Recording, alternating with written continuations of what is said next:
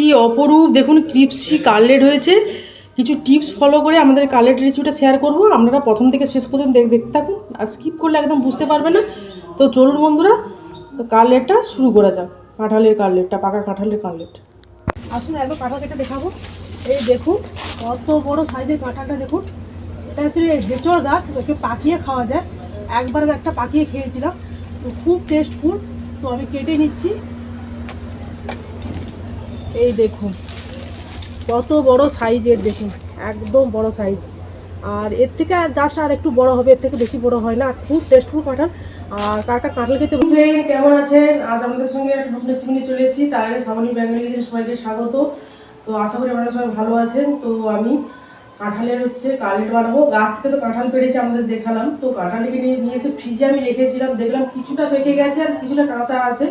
তো second time কাঁঠাল, তো অনেক তরকারি রেসিপি করেছিলাম, তরকারি রেসিপিটা মোটামুটি লেগেছিলো, অতটা ভালো হয়নি। তো দেখলাম কাঁঠাল পাকতে বেশি সেন্ড করেছে আর খুব খেতে ভালো হয়েছে। যেহেতু সেকেন্ড টাইম খাচ্ছি, ফার্স্ট টাইম তো কাঁচা পাকা দুটোই গরমের সময় ভালো লাগে। তো এই অফ টাইম যদি কাঁঠাল কীরকমই লাগবে আমরা ভাবছিলাম, দেখলাম পাকা কাঁঠালটা বেশি ভালো লাগে। তো পাকা কাঁঠালে কিছুটা আছে আর কিছুটা কাঁচা আছে। তো কাঁচাটাকে তো সেদ্ধ করে নেবো। সেদ্ধটা আমি দেখালাম না, খসা ছাড়ানোটা আমি তার দেখিয়েছি। একদম টিপ করে ছাড়িয়ে মাঝে শক্ত অংশটা ফেলে কাঁঠালটা যেমন আমি কাটতে হয় সেভাবে কেটে আমি দেখিয়েছি। তো কাঁচা অংশটা সেদ্ধ করে পাকা কাঁঠালের সঙ্গে একদম ম্যাশ করে আর আলুটাকে তো সেদ্ধ করে নিয়েছি। আর কাটলেটটা একদম রেস্টুরেন্ট স্টাইলে মুচমুচে হবে। কিছু টিপস ফলো করে এই কাটলেটটা বানাবো, একদম দোকানের মতো যেন পারফেক্ট হয়। আর বাড়িতে থাকা কোনো বিস্কুটের গুঁড়ো কোনো কিছুতে বানাবো না। তো আপনারা প্রথম থেকে শেষ পর্যন্ত দেখতে থাকুন, তাই একদম স্কিপ করবেন না, তাহলে কিন্তু রেসিপিটা একদম বুঝতে পারবে না। আর একদম মুচমুচে ভাব আর ভিতরে একদম নরম ভাব, বাইরে একদম ক্রিপসি ভাব আনতে পারবে না। আর যদি রেসিপিটা ভালো লেগে থাকে তাহলে চ্যানেলটাকে সাবস্ক্রাইব করবেন। আর যদি পেজ থেকে দেখে থাকেন আপনারা ফলো করতে থাকুন। এরকম নেক্সট ভিডিও স্ন্যাক্স ভিডিও পাওয়ার জন্য। তো সকাল টাইমে কাটলেট হলে তো অসম্ভব ভালো লাগে, বা সন্ধ্যে টাইমে বিকাল টাইমে চায়ের সঙ্গে বা সসের সঙ্গে তো অসম্ভব ভালো লাগে। তো শুরু করা যাক এই রেসিপিটা। এই কাঁঠালটাকে, কাঁচা কাঁঠালটাকে সেদ্ধ করছি, এই সেদ্ধ করতে বসিয়েছি। রুটি ব্রেড ক্রামসের মধ্যেও কাজ করবে, বিস্কুটের থেকে রুটিতে খুব ভালো হয়। তো এটা আমাদের একটা টিপস বললাম। আর এদিকে আছে পেঁয়াজ, রসুন, আদা কুচি আর একটু চাট মশলা বা জিরে ধনে গুঁড়ো দেবো। আর এদিকে আলুটাকে সেদ্ধ করে ম্যাশ করে নিয়েছি। একদম প্রথমে কি করব, এর মধ্যে রুটির টুকরোগুলো দিয়ে দেব, দিয়ে গুঁড়ো করব। তো গুঁড়ো করে নেওয়ার পর আমি আপনাদের দেখাবো। তো সেদ্ধ এঁচড় নিয়ে নিয়েছি, আর কিছুটা পাকা ছিল সেটা পাকাটাও নিয়ে নিয়েছি। পাকাটা আলাদা করে সেদ্ধ করার দরকার নেই। তো এবার পরপর কী দেবো আপনাদের সঙ্গে শেয়ার করব। তো আমি রুটিটাকে দেখুন গুঁড়ো করে নিয়েছি ব্রেড ক্রামসের মতো, একদম রেস্টুরেন্ট স্টাইলে হবে। আর তারপর আর আমি সেদ্ধ কাঁঠাল আর পাকা কাঁঠাল তো আছেই, দুটো মিশিয়ে গেছি। পাকা কাঁঠালেরই কাটলেট হচ্ছে বলতে গেলে। আর সে আলুটাকে সেদ্ধ করে নিয়েছি, আলুটাকে এর মধ্যে দিয়ে দেবো।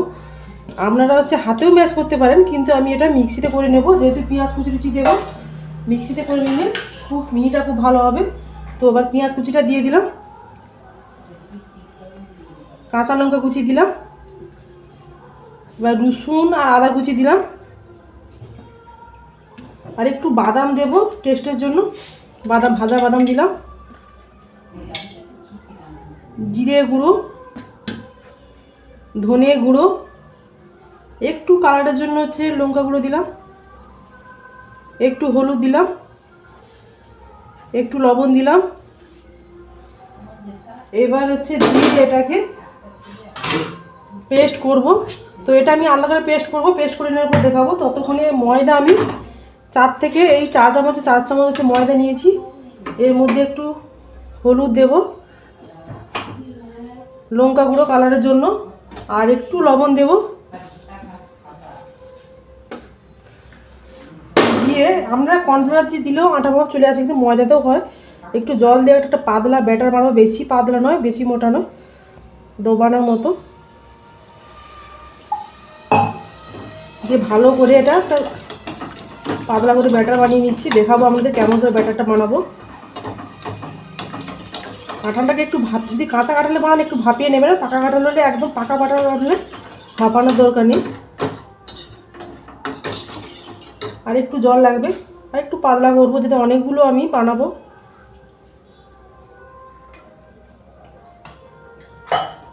দিয়ে একটু করে নিচ্ছি।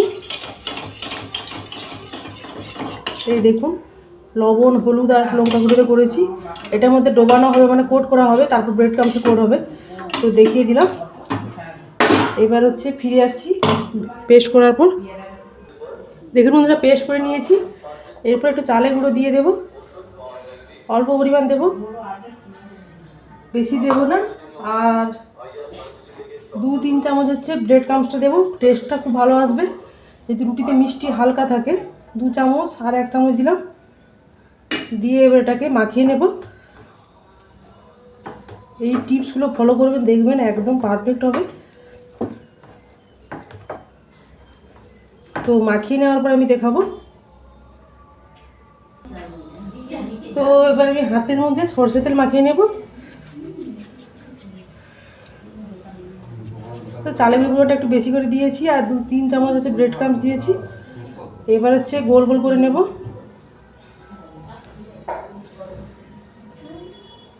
গোল গোল করে একটু চাপটা করে নেব। তো পাকা কাঁঠাল একটু করতে টাইম লাগবে। দিয়ে দেখুন বন্ধুরা, ব্রেড ক্রাম্বসের মধ্যে দিয়ে দিলাম।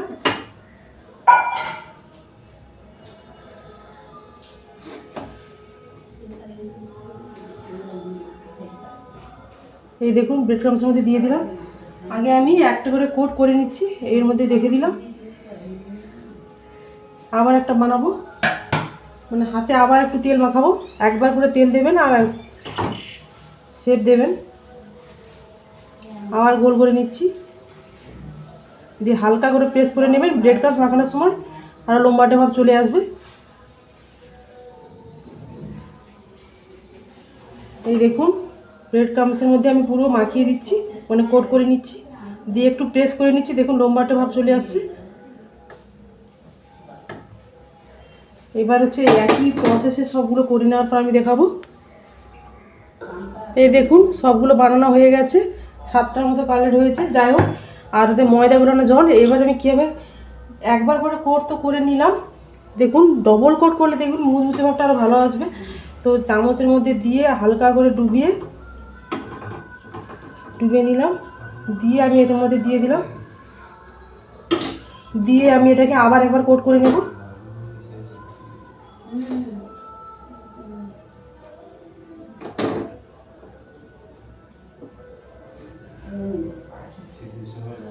এই দেখুন কোট করে নিয়েছি।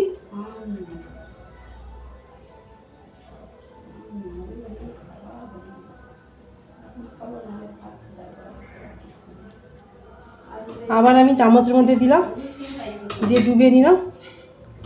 হালকা করে উপর থেকে একটু ভিজিয়ে দেবেন। এই দেখুন ভিজিয়ে নিয়েছি, এর মধ্যে আবার আমি দিয়ে দিলাম, দিয়ে এটাকে আমি আবার আমি পুরো কোট করে নিচ্ছি। ডবল কোট করলে কাঁঠালের কালারটা খেতে খুব টেস্ট হবে, আর মুচমুচে ভাবটা খুব ভালো আসবে। এই দেখুন ডবল কোট করে নিয়েছি। এই একই প্রসেসে সবগুলো কোট করে নেব, তারপর আপনাদের দেখাবো। তো কড়াই তো বসিয়ে দিয়েছি, আর কড়াইয়ের মধ্যে আমি রিফাইন তেলটা দিয়ে দিলাম।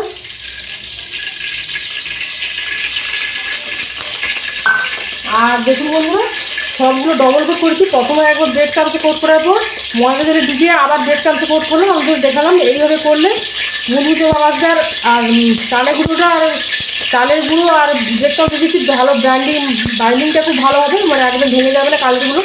আর একদম ছোটো ছোটো সাইজ করে বানাবেন, যদি পাকা কাঁঠাল একদম বড়ো সাইজ করে কালটা বানাতে যাবেন না। ছোটো করে বানিয়ে যখন ব্রেড ক্রাম্বসে দেবেন তখন অনেকটা বড়ো হয়ে যাবে প্রেস করলে।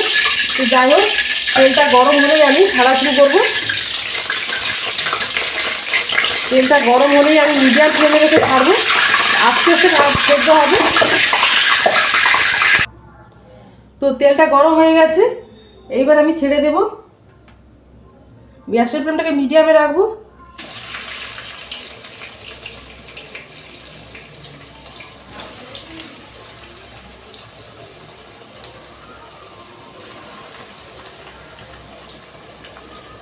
আস্তে আস্তে করে ব্রাউন করে ভাজবেন, আর একদম নাড়ে। আরে এবার একটু লো ফ্লেমে করে দেবেন, ছাড়ার সময় মিডিয়াম ফ্লেম থাকবে, আর ভাজার সময় লো ফ্লেম। আস্তে আস্তে ভাজা হবে, এক পিঠ ভাজা হলে আস্তে করে উল্টে দেবেন। আর ডুবো তেলে ভাজবেন, আর তেলটাকে উপরে হালকা করে উপরে একটু ছিটিয়ে দেবেন, উপরটা যাতে তেল পায়। এইভাবে আস্তে আস্তে করে তেল ছিটিয়ে দিচ্ছি।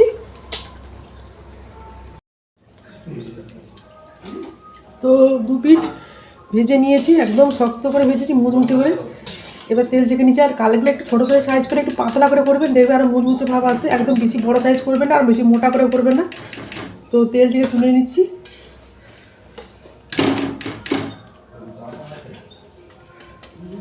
যতটা তেল দিয়েছিলাম ততটা তেলই শুকিয়ে গেছে। কালের ভাজা একটু তেল লাগে। তো নামিয়ে দেওয়ার পর আমরা দেখাবো।